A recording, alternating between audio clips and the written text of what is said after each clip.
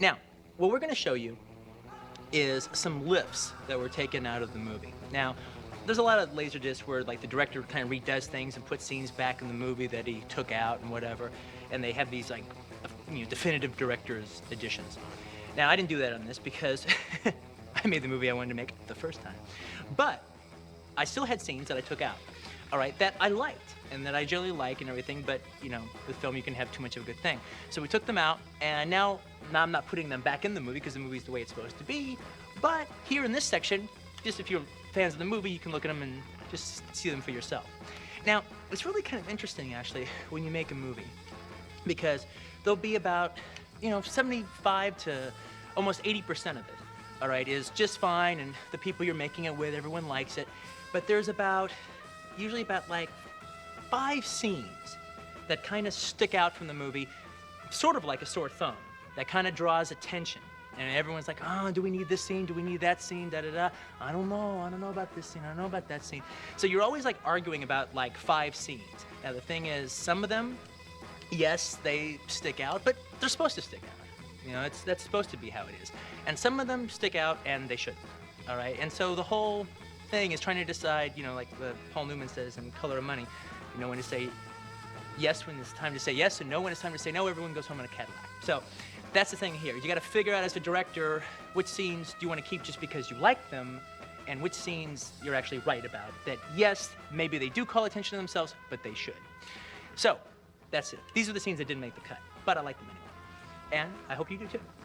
Now, first scene coming up is the scene between Eric Stoltz and John Travolta when John is buying the heroin. Now, in that scene, originally, there was a big, long monologue, all right, that Eric Stoltz gave. And I love the monologue. I think Eric did a great job with it. But again, it was one of those things where it was just like a little too much. We wanted to hurry up and get to the date by the time we got to that scene in the movie. So we took out Eric's monologue. But now we're gonna show you the whole scene over again, but with the monologue intact. Here it goes. Take it away. Still got your Malibu?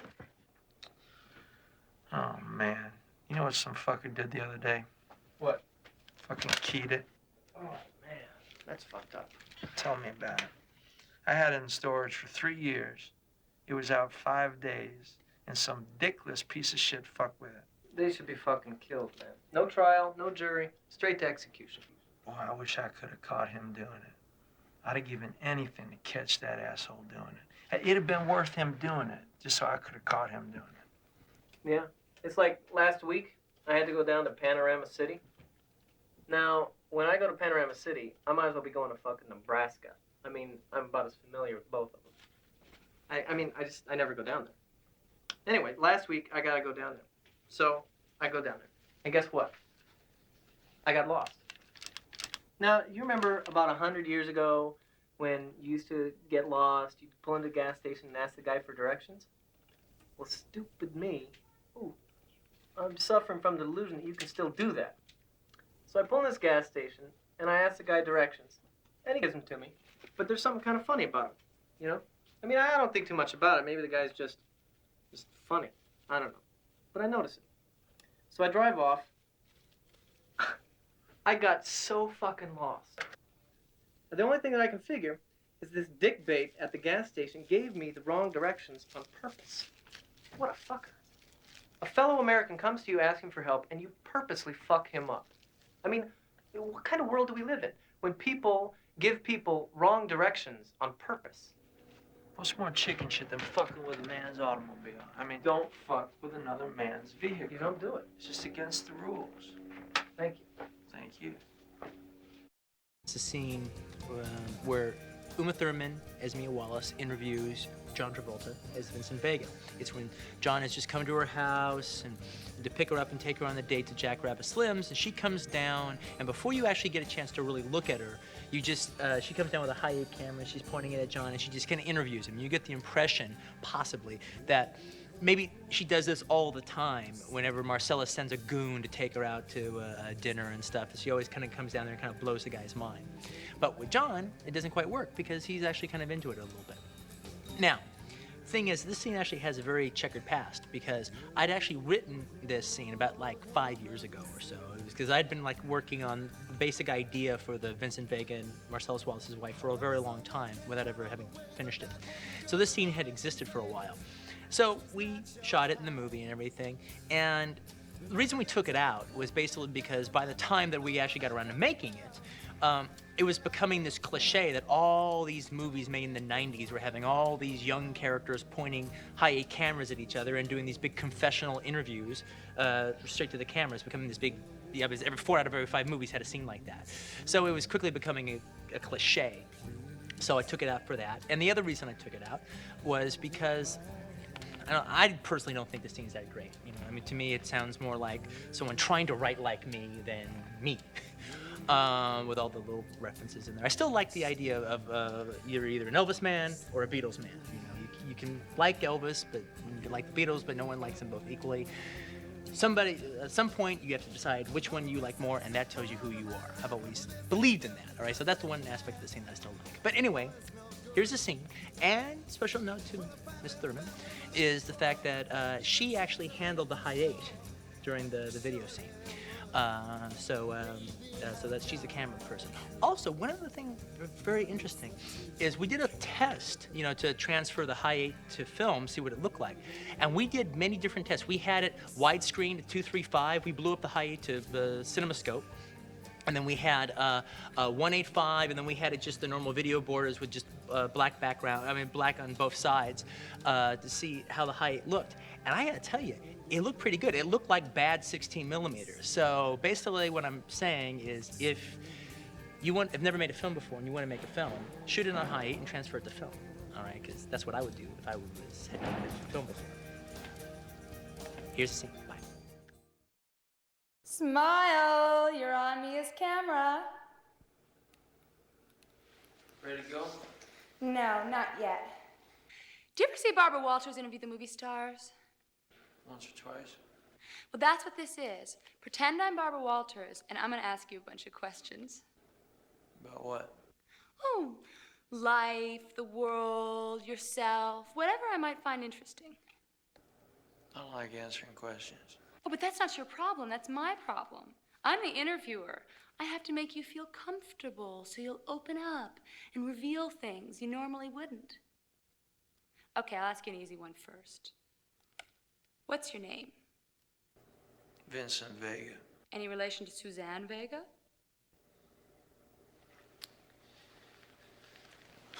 Suzanne Vega's my cousin. Suzanne Vega, the folk singer, is your cousin? Suzanne Vega's my cousin. If she's become a folk singer, I sure as hell don't know nothing about it. Well, now I'm gonna ask you a bunch of questions I've come up with that more or less tell me what kind of person I'm having dinner with. My theory is that when it comes to important subjects, there's only 2 ways a person can answer. Which way they choose tells you who that person is. For instance, there's only 2 kinds of people in the world: Beatles people and Elvis people.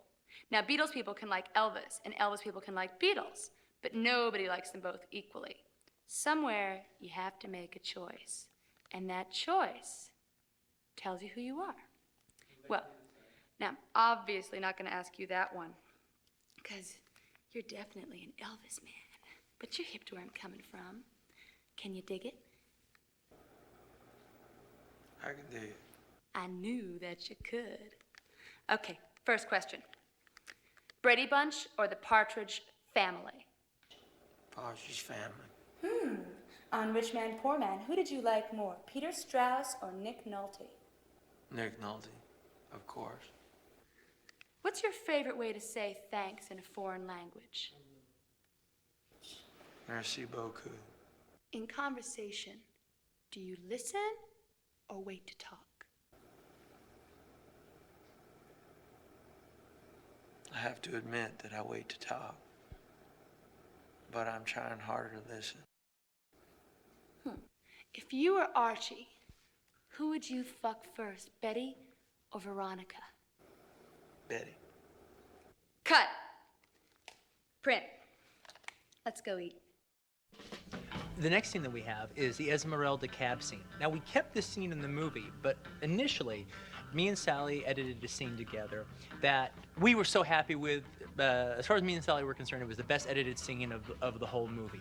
Except it just took way too long, right at a time, right in the middle of the movie when you don't want to take a long time. You want to hurry up and get Bruce on his way, get him to the apartment with his girlfriend, Fabian.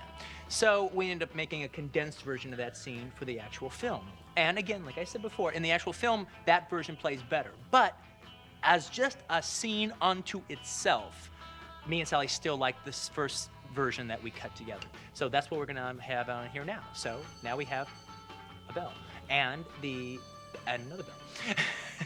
And stop ringing that goddamn bell. All right, get that cut out of here. Now here's the Esmeralda cab scene, the long version.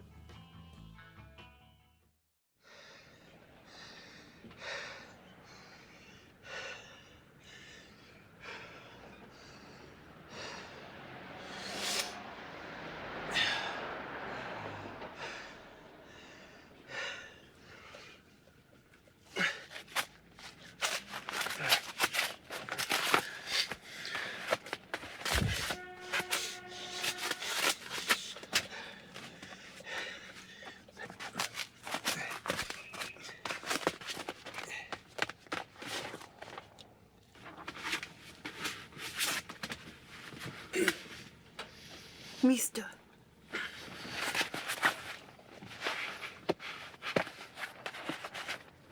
Hey, mister. What? You were in that fight. The fight on the radio. You're the fighter? Who gave you that idea? No, come on. You're him. I know you're him.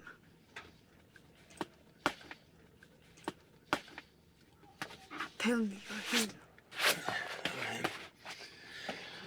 You killed the other boxing man. He's dead? The radio said he was dead. Sorry about that, Floyd.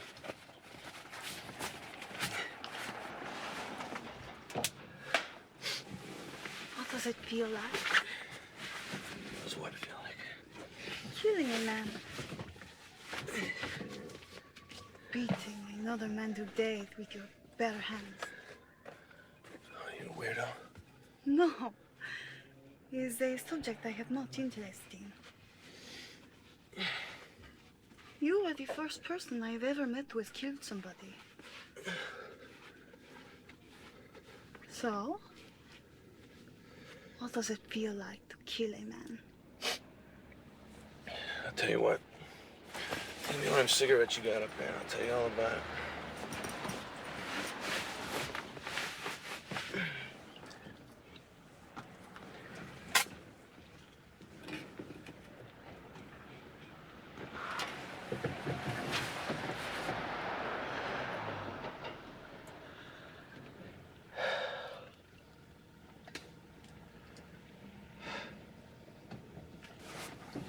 So, Esmeralda Villalobos.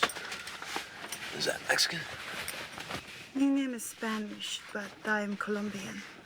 Pretty name. It means Esmeralda of the Wolves. Your name means Esmeralda of the Wolves? It's some halo you got there, honey. Thank you. And what is your name? Butch. Butch. What does it mean? I'm an American, honey. Our names don't mean shit. So, moving right along, Esmeralda, what is it you want to know?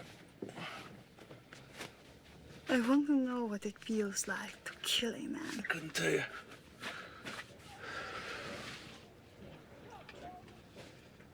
I didn't know he was dead until you told me he was dead. Now that I know he's dead, you want to know how I feel about it?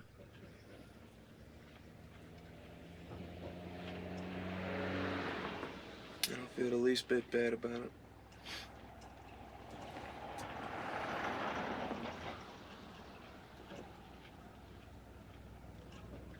You want to know why, Esmeralda?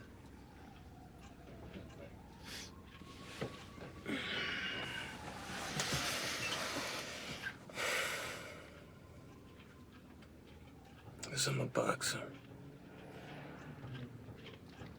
Once you said that, that's pretty much all there is to say about me. And that son of a bitch out there tonight, that Floyd, maybe one time he was a boxer. He was dead before he ever stepped foot in the ring. All I did was put the bastard out of his misery. If he never was a boxer, that's what he gets for fucking up my sport.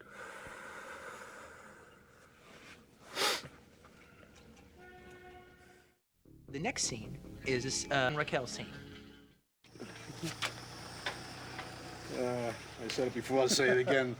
Your business is always welcome. I would think by now I've earned the equivalent of frequent flyer miles. Frequent flyer. Tell you what, if you ever need it, I'll dispose of a body part for free. How about an upgrade? You dispose the whole body for the price of a body part. Was that no-frills body disposal? I can take that on there in the yellow pages. No, I gotta run that past my accountant. Where's that reprobate daughter of yours? She's on the yard up to no good. Take care of it this afternoon. Hello, boyfriend. Hello, girlfriend. I swear, heartbreaker, Joe should change the name of this place to Beauty and the Beast Truck and Tow. Oh, you're prejudiced because you love me. Guilty. Now, business is done. It's time for pleasure. Time it is. It's time for bed. Au contraire, Senor Lobo. Do you have a different idea? Most definitely. What do you think? I think you're taking me out to breakfast. Well, you thought wrong. Oh, that's not fair. I never get to see you. Raquel, I've been up all night. I need sleep. You understand the concept of sleep? Yes, sleep is what you do after you've taken me to breakfast. Just get used to the idea. Indulging me is the price of doing business at Monster Joe's Truck and Tow. Raquel. Come on, I haven't seen you in a long time. I miss you. You're taking me to breakfast. So it is written, so shall it be done. On my way, Rex. We cool? Like it never happened. All right. Yo, Vince, I apologize for being in your shit like I was, man. Hey, you got every right, man. I fucked up. Are they having a moment? Boys, this is Raquel. Someday, all this will be hers. Hi. So, what's with the outfits? You guys going to a volleyball game or something? Thanks.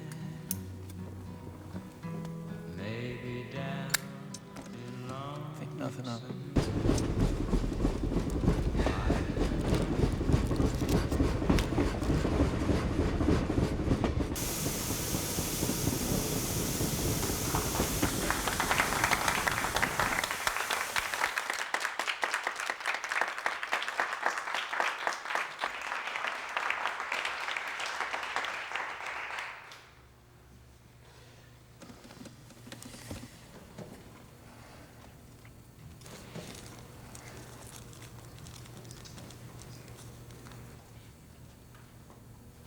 So, Marsala said you just got back from Amsterdam. Sure did. How long were you there? Just over 3 years. I love Amsterdam. You been there? I go there about once a year to chill out for a month. No kidding. I didn't know that. Why would you? Hey, do you know a hash bar about 3 blocks from the Anne Frank house, the Cobra? You been at the Cobra? I mean, that's a real small place. How'd you know about the Cobra? I've known about the Cobra since Derek opened it. You know Derek? I've known Derek going on 6 years now. You're kidding. Derek and me like buddies. So are Derek and I. This is blowing my fucking mind. I mean, I practically lived at the Cobra. When I'm in Amsterdam, I literally live at the Cobra. I stay in the house with Derek and Petra. You stay at the Cobra? My picture's on the wall. Which picture?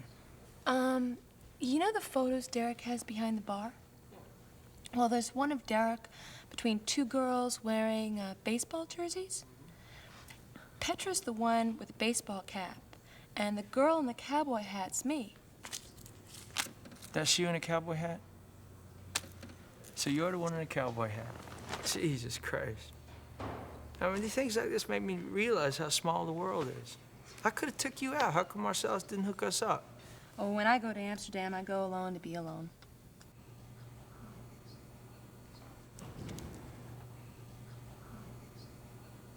I could dig it.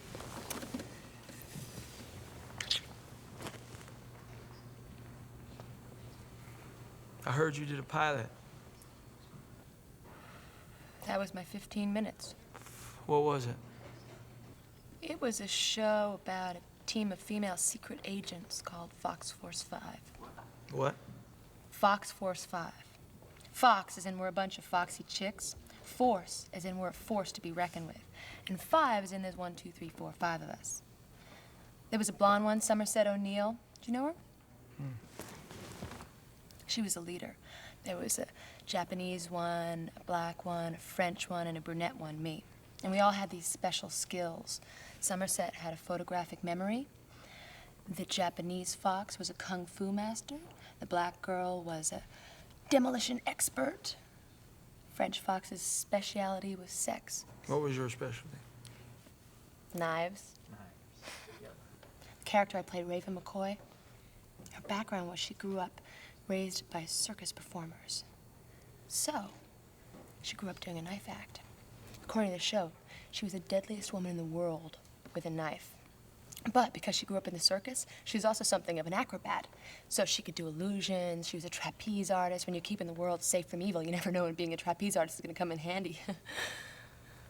And she knew a zillion old jokes. Her grandfather, an old vaudevillian, taught her. And if we would have got picked up, they would have worked in a gimmick where every show, I would have told another joke. You know any animal jokes? Well, I only got the chance to say one, because we only did one show. Tell me. It's corny. Don't be that way. Tell me. No, you wouldn't like it, and I'd be embarrassed. You told like 50 million people, and you can't tell me? I promise I won't laugh. That's what I'm afraid of, Vince. That's not what I meant. You know it. Well, now I'm definitely not going to tell you, because it's been built up too much. What a jip.